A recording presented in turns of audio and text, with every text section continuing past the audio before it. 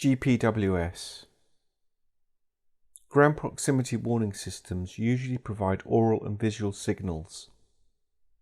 The minimum part cap requirement is for an oral signal.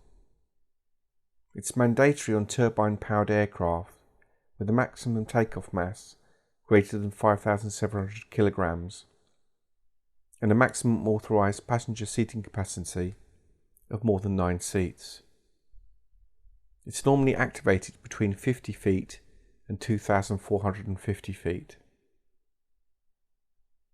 The inputs to the GPWS system. The inputs to the GPWS are air data computer, the radio altimeter, nav ILS, flap and landing gear. GPWS modes. Mode 1, excessive descent rate, sink rate, pull up. 2, excessive terrain closure rate, terrain, pull up. 3, altitude loss after takeoff or with a high power setting, don't sink. 4 alpha, unsafe terrain clearance when gear not down and locked, too low gear. Unsafe terrain clearance when flaps not in landing position, too low flaps. Mode 5, descent below glide slope, glide slope. 6, descent below minimums, minimums. 7, wind shear protection, wind shear. EGPWS is enhanced GPWS.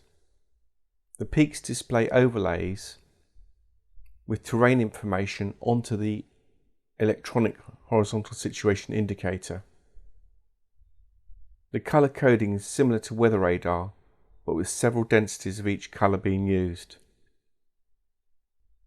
In the late 1990s, improvements were made to the GPWS and the system was renamed Enhanced Ground Proximity Warning System, or TAWS.